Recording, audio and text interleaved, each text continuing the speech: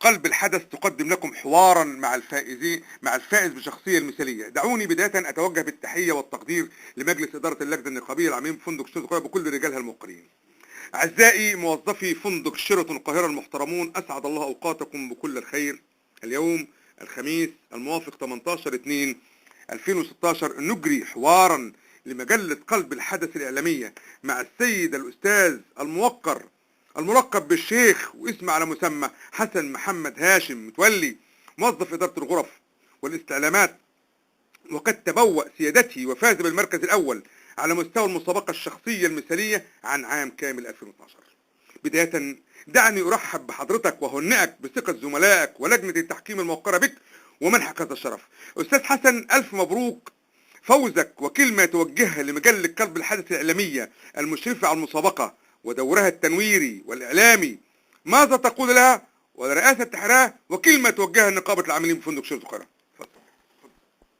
بسم الله الرحمن الرحيم. طبعا قلب الحدث انا واحد من الناس استفدت منها كتير جدا، واغنتني بمعلوماتها السرية الغنية والقائمين عليها طبعا، ويعني من احسن الناس اللي انا شفتهم في حياتي، ناس كلهم اخلاص وكلهم جهد.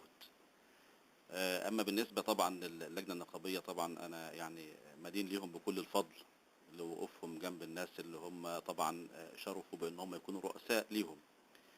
وعندنا طبعا لا يخفى على احد ان الدنيا مش متظبطه، والناس دي بصراحه في ظهر العمال، مش سايبين اي عامل في اي موقف في اي مكان يعني. أستاذ حسن، حضرتك كلمة توجهها للجنة التحكيم الموقرة والتي أنجزت مهمتها بكل حيادية وشفافية ونزاهة، والتي كانت مكونة من سيد الأستاذ أحمد محمد ندى قسم الإعادة الطبية، سيد الأستاذة إلهام عبد العزيز قسم الإعادة الطبية، سيد الأستاذة هويدة منير قسم روم سيرفيس، سيد الأستاذ محمد عبد المعطي قسم الحسابات، سيد الأستاذ أحمد ممدوح قسم المغسلة، سيد الأستاذ كامل بدر قسم المطبخ، سيد الأستاذ شحاتة كمال قسم النادي الصحي، سيد الأستاذ بهاء سابق الحسابات قسم التسليم والتسلم، سيد الأستاذ منصور محمد قسم كافتيريا العاملين، سيد الأستاذ أشرف نعيم الفنان، سيد الأستاذ محمود عبد الله قسم الشفط الداخلي، سيد الأستاذ محمود عز قسم موارد البشرية، سيد الأستاذ محمود مختار قسم روم سيرفيس، سيد الأستاذ مجدي محمد إمام امبابي قسم استعلامات بيلمن، سيد الأستاذ خالد حماد إدارة تغذية المشروبات، سيد الأستاذ عادل أمين قسم المطبخ، سيد الأستاذ بلال شعبان قسم الهندسة، سيد الأستاذ حسن عبد الهادي قسم الكوفي شوب، سيد الأستاذ سيد حمدي قسم الأمن الصناعي، سيد الأستاذة صباح أحمد علي قسم الكازينو، سيد الأستاذ محمد بشير قسم البيلمن، سيد الأستاذة نسمة بيباوي قسم التليفونات، سيد الأستاذ خالد زكير قسم المطبخ، سيد الأستاذ صالح محمد صالح قسم الموارد البشرية، سيد الأستاذ جمال الدين بدر الدين قسم الكاتب الأمنية علاقة النزلاء، سيد الأستاذ ناصر محمد قسم الإشراف الداخلي، سيد الأستاذ عماد حسني عضو نقابي قسم المطبخ، سيد الأستاذة عزة سيد قسم الإشراف الداخلي، سيد الأستاذ هاني قرن قسم البلمن، سيد الأستاذ خالد رشاد قسم السيور. كلمة توجهها حضرتك لجنة التحكيم التي شرفت باختيار سيادتك. الناس دي طبعا على دماغي، من افضل الناس اللي انا عملتهم في حياتي، ربنا يكرمهم. أستاذ حسن، لمن تهدي الجائزة وماذا تمثل وتعني لك رغم بساطتها؟ لا، هي مش بسيطه. الجائزه مش بسيطه بالنسبه لي، جائزه كويسه جدا طبعا، وفخر والله. اهديها الى كل شريف، اهديها الى كل شريف، وطبعا وعمر وبيتي واولادي وكل الناس الطيبين اللي في حياتي. الله يبارك فيك. أستاذ حسن، تكريما وتخليدا لموظفي فندق شيراتون القاهرة السابقين والراحلين، اذكر 2 أو أكثر من موظفي الفندق سواء راحلين أو سابقين لنذكر مجتمع الفندق بهم وادعو لهم بالسلامة وطول العمر، أو ادعو لهم بالرحمة. والله طبعا الحاجة زينب التوني كانت ست فاضلة جدا جدا، وانا طبعا ادين لها بفضل، واخونا ابراهيم عبد المحسن لا يخفى على احد في شيراتون القاهرة. الاثنين دول طبعا من اعز ناس عندي بصراحة.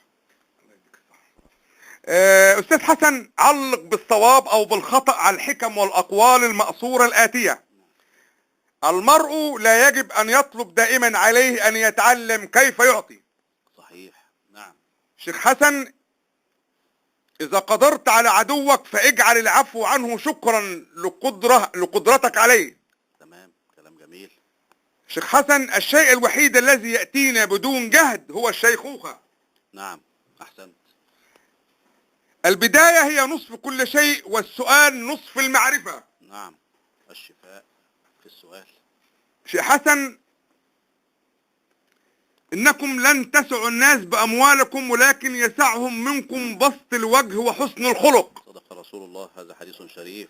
نعم. شيخ حسن، سئل حكيم لما السماء صافية فابتسم وقال لأن البشر لا يعيشون فيها. نعم نعم، هذا كلام صحيح. شيخ حسن، الذاكرة أحسن خادم للعقل، والنسيان أحسن خادم للقلب. نعم، هذا صحيح، هذا صواب. شيخ حسن، كن في الدنيا عابر سبيل، واترك وراءك كل أثر جميل، فما نحن في الدنيا إلا ضيوف، وما على الضيوف إلا الرحيل. صدق رسول الله، هناك هذا الكلام تماما. وفي نهاية الحوار نتوجه لحضراتكم بخالص التهنئة والتبريكات، ونتمنى كل الخير والتقدم لفندق شاطئ القاهرة العظيم إدارة وإنقاذ موظفين، وأتمنى الفوز لكل موظف الفندق في الشهور القادمة، وكل التحية لموظف الفندق الشرفاء الحاليين والسابقين، ورحمة الله على الراحلين. وأؤكد لكم أن كل حقوقكم ومكتسباتكم محفوظة ومصانة، ولن يستطيع أحد أيا كان أن يتعرض لها بالسلب، بل أؤكد لحضراتكم جميعا أن مع الافتتاح للفندق ستحل كل الأمور المعلقة بالهدوء والعقل والتريث والاحترام. وعاش الحق ويحيى الشرفاء. وحكمة نقولها في نهاية الحوار: مشكلتنا الكبرى هي مثالية الوسيلة وغموض الغايات. مع خالص تحيات وتقدير نقابة العاملين في فندق شاطئ القاهرة، وكامل هبير رئيس تحرير قلب الحديث الإعلامية، وتحية خاصة لهذا الرجل العظيم الذي يسجل معه هذا الحديث، الشيخ حسن هاشم، الرجل المحترم والموقر.